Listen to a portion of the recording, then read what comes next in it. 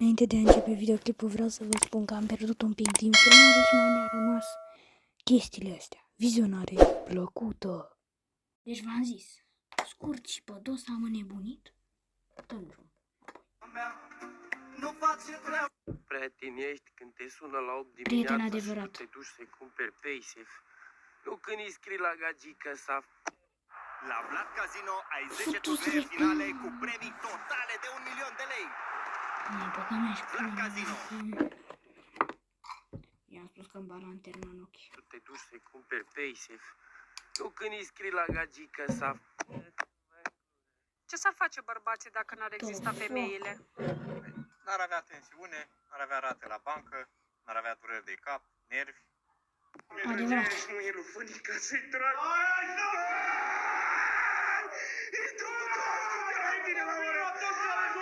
Îmi doresc o ferentaristă care se duce la Mega în Capot, Vișiniu. Să mor eu de-am înțeles ceva. Nu.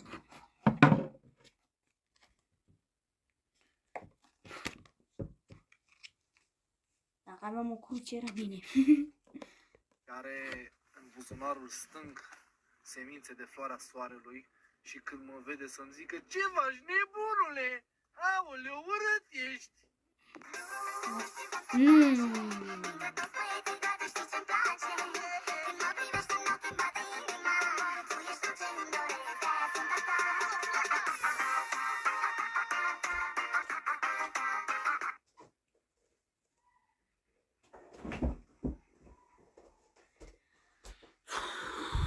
Urăsc.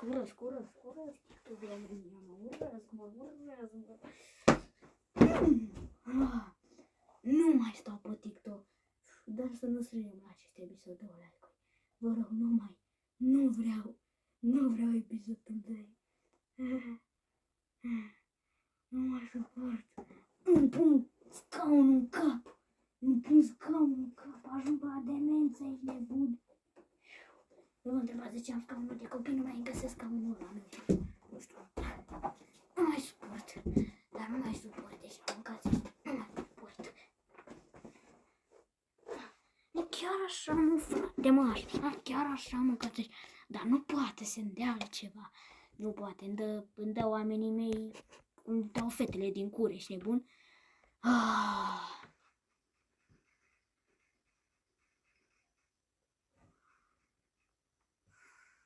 De ce nu mi-ai zis aseară înainte să ne culcăm că ești însurat și ai 2 copii? De ce ești ador cu Andreea Bostănică, că nu mai înțeleg? Ce?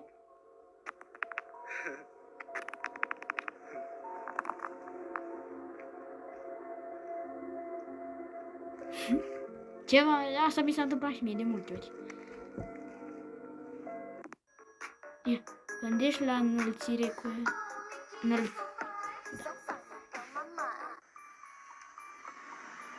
Către... Lasă pe loc! Acolo lasă pe loc, frate!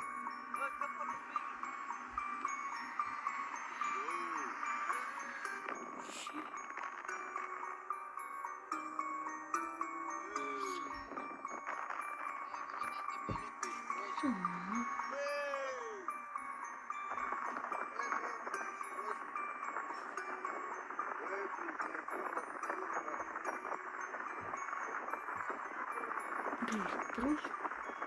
Acum se mișcă, wow, și vine după... What the fuck?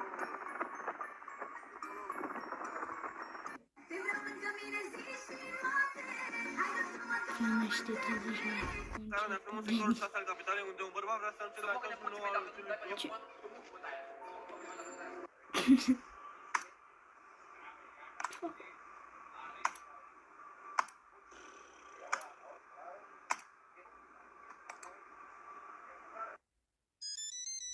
Ma.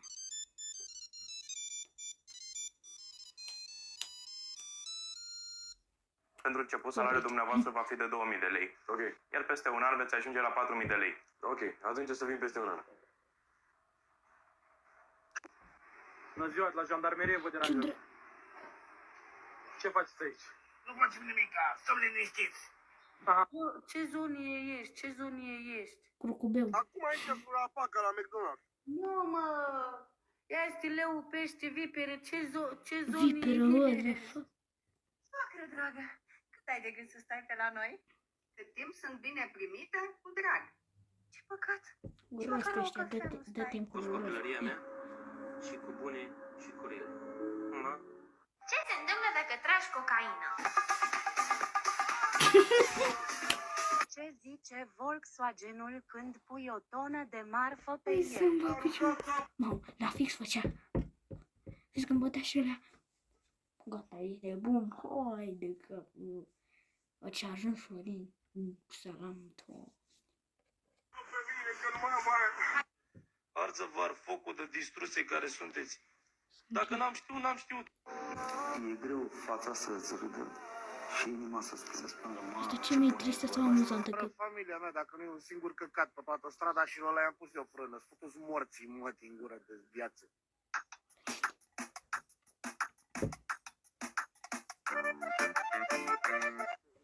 Bă, dar ce se oprește mult direct, mă? Bio-oil, frate. Ce era? Bio-oil. Bio-oil? Bio-oil. Bio-oil. Ce de... Nu Mai bună băgați. și nivea, da. Pune un pic mâna.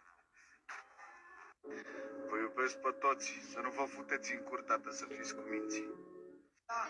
Pentru toate femeile perverse Nu mai care zic, s-au nu mai... de mine, mamă pe sinești pe magistrală. Haide să... Cel mai tare setup de gaming. Stai la bucătărie. În loc să dai bani pe astea, pe birou, pe alea. Deci nu fac mă și eu așa, când aveam un calculator în 2022, ți minte? Și ne-am cumpărat de la, știți voi cum se cheamă, birou de la. Și mâncare mai bine mă duceam la bucătărie, butonam că duream acolo. Ești nebun.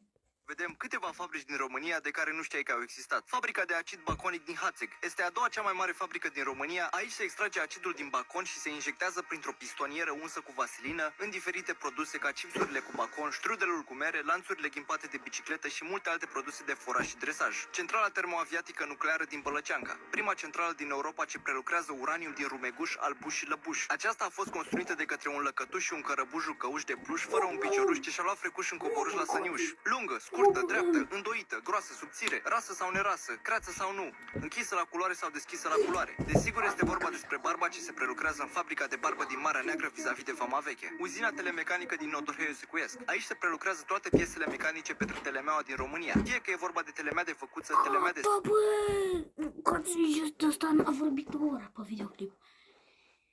Mai se transpira de uita și mea. Bine, e de mult lovitura asta. Ca să știți și voi de mult. Nu pot să arăt, poate închide ăștia videoclip, poate închide ăștia videoclipul și... sau telemea de țap polând, toate șuruburile și rotițele mecanice din telemea sunt fabricate în Nodorheiu Secuiesc. Rafinăria tetrahidronică de mătărci din Vultureni. Cu mic cu mare, muncitorii din rafinărie știu ce înseamnă o mătârcă de calitate. Atenți de puite cash. Cheie, spă, dacă coții sunt mie expert de... Fai cât mai stăteam. Am buzele uscate pentru că am nevoie de niște pupici. Amante, Du-te de dracu de aici. Sonare amant. N-are. Unde șezăm? Păi l-omor dacă are. A avut vreodată? Simt. L-ați prins? Dar dacă ar avea, l-aș omorâ. L-ați prins vreodată? Niciodată. E lăudar Nici bărbatul meu. Nici. Și acolo la nu se întâlnește la nuntă, la... Omor că-l simt imediat. Cum? După ce? Păi după față, dacă îl simt, l-am terminat. Poți să ne spui câteva cuvinte în engleză? Ia, asta îmi place. Shit. Fuck you. Așa, hm?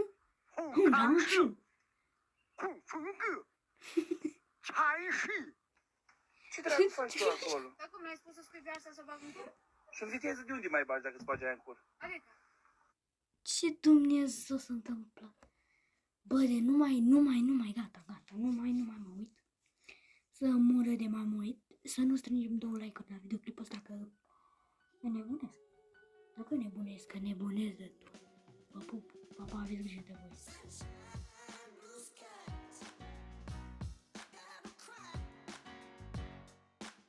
Dacă ai ajuns până aici, tu ești un subscribe, fac și eu 10 abonați pe canalul ăsta.